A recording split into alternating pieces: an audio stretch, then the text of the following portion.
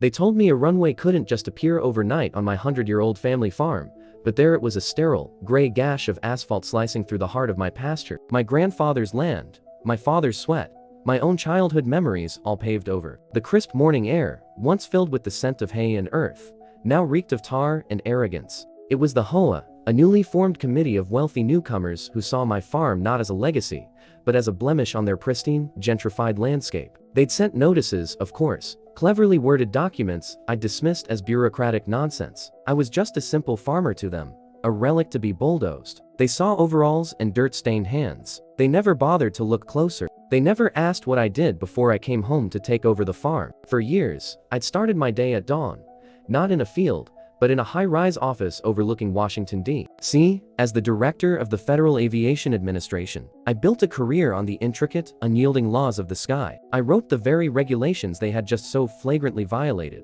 They wanted a private runway for their weekend toys, their Cessnas and private jets. They saw an open field and took it, assuming I was powerless. They celebrated their victory with champagne toasts in their glass houses, laughing about the old farmer who wouldn't know what hit him. But as they popped their corks, I was on the phone. Not with lawyers, but with my own enforcement division. I didn't raise my voice. I didn't need to. I simply stated the facts: an uncertified, illegal airstrip constructed without federal approval, in direct violation of a dozen FAA statutes, posing an immediate and catastrophic risk to airspace safety. The next morning, it wasn't a private jet that landed. It was a fleet of federal vehicles, lights flashing, sirens, silent but deafening in their authority. The asphalt they laid with such hubris was torn up, piece by agonizing piece. The cost of removal, the fines, the legal battles, it bankrupted their little club. They learned that the world is governed by laws far older and more powerful than their fleeting desires. They learned that you should never, ever judge a man by the soil on his boots. If this story resonated with you,